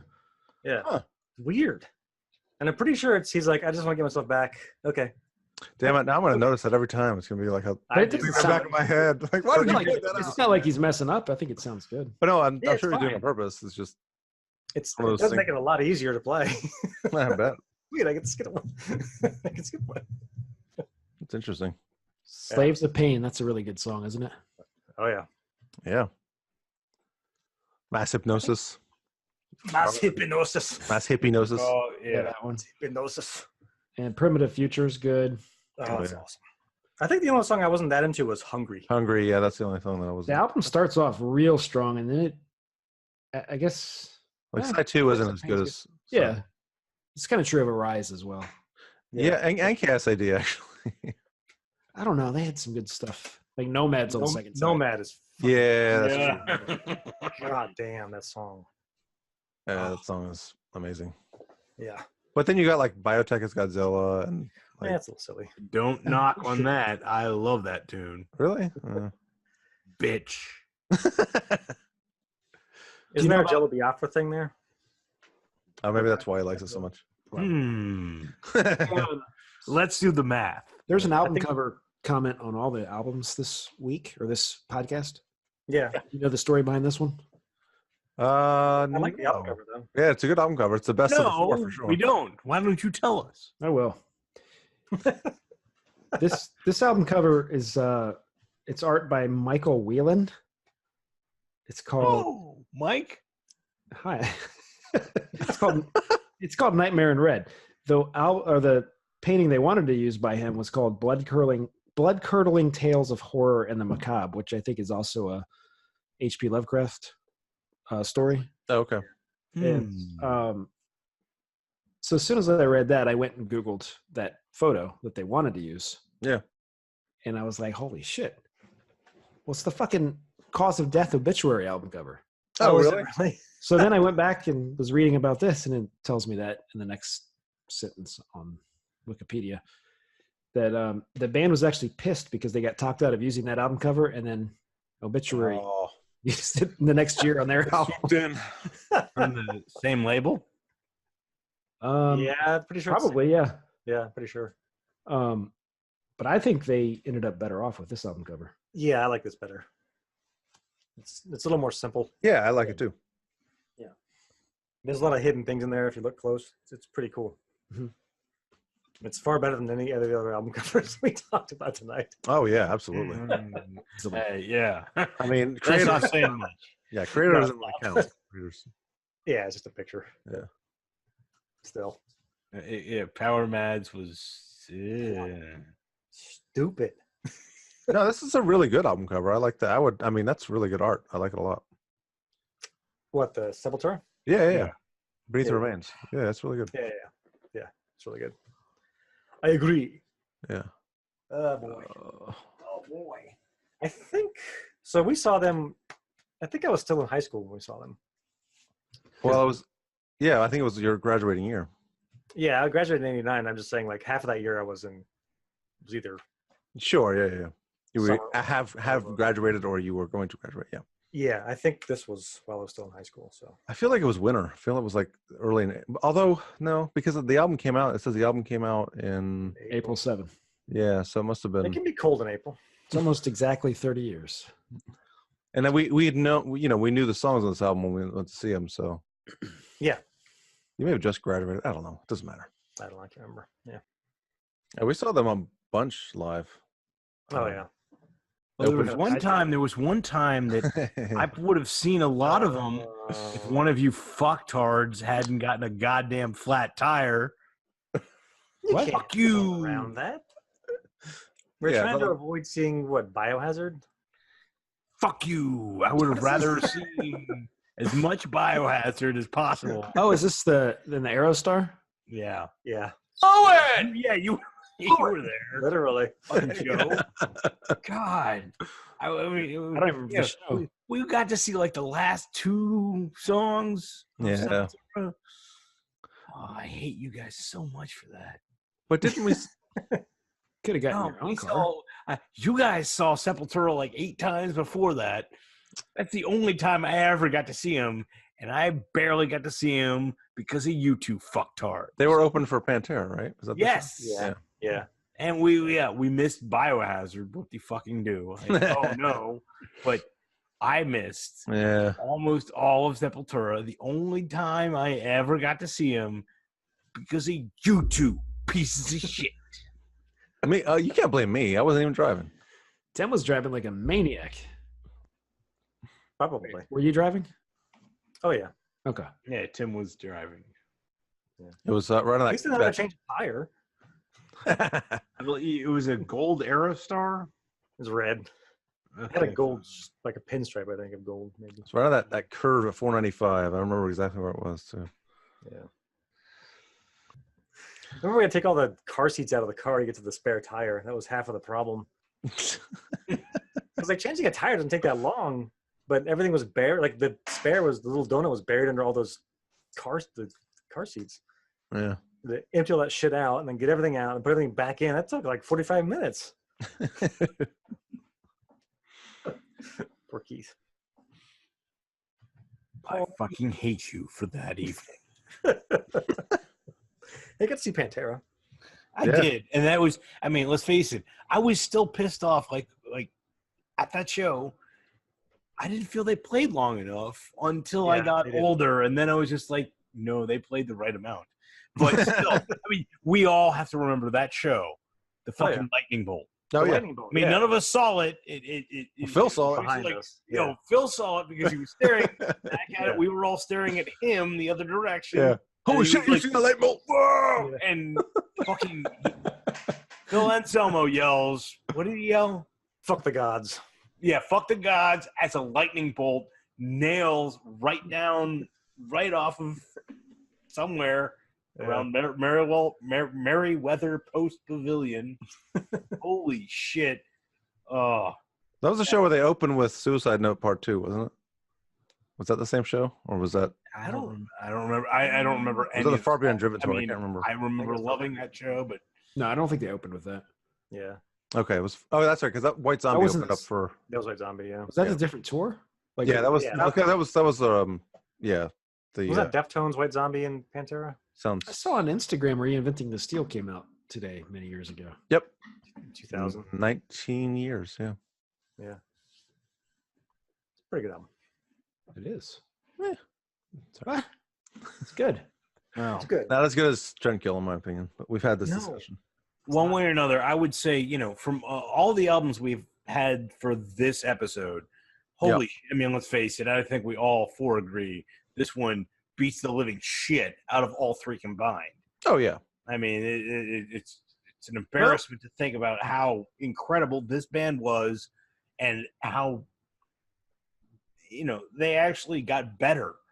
And much better. You hear that they get better off of for albums, and then the band got pissed at the lead singers. But it makes sense. It's amazing how much better they got from Schizophrenia to this album, though. Yeah. Like, if you go back and listen to Schizophrenia and then you listen to this, you're like, holy shit, in 2 years, they got really good. They got Once really again, good. a band, an album I've never listened to. Yeah. Well, take a listen and you'll see. It's like, wow, okay. This band. Production as well, but. Yeah, I think the production has a lot to do with it because the drums on this album sound fantastic. Except for the toms. The tom was a little bit weird. Yeah, that is true. Yeah, some oddness to them. But not a big deal, but yeah. Good, really good guitar sound. I mean, really well produced album, actually. Yeah. Overall. Yeah. heavy. Oh yeah. Heavy guitar tone, but then has fast parts, but the guitar tone's very heavy. Yeah. Yeah. All right. Well. Well. I mean, I think we've covered it. Covered it pretty well. Hey, we're 13 minutes late, but hey. Yeah. Close. So yeah, that's our that's our first episode about 89. We've got a lot more to talk about. There are a ton of albums to talk about, and we're hoping to have some guests on to talk about some albums with us. Some friends of ours will come on. We've got hopefully got some surprises for you. Some other bands. Some other bands, yeah. So yeah, this was a good lead into 89, I think. Yeah, absolutely. Yeah. So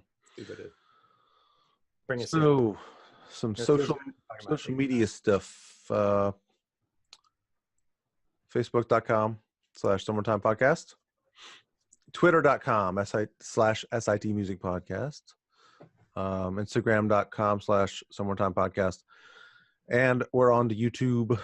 I expect this episode will be up on YouTube. If you're listening to it as it's been posted, it'll be a few days before the new one. I've been trying to do podcast episode and then a week later YouTube episode of that podcast. So okay, that's been my goal. And I think we're getting close to having the website launched. Mm-hmm. Yeah, it's kind of like the second Death Star right now. It's like, yeah, it's close. It doesn't look quite right yet, but it's operational. Right. It's fully armed and operational like the second Death Star, so but it's not live yet. So yeah, it'll be somewhereintimepodcast.com. So we'll let you guys know when it's up and running. Yeah, it's almost done. Sorry about the nerd talk, Joe. Giant hurt ball. Deathstickle.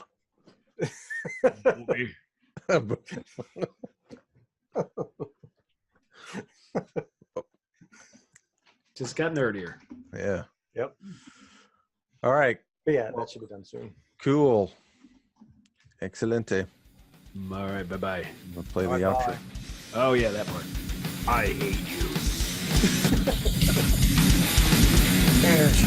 Energy, aggression, power. To sum it up, it's a vulgar display of power. Metal and certain other forms of rock give teenagers something to believe in that they get no place else. The human element of making music is what's most important. Singing into a microphone and learning to play an instrument, that's the most important thing.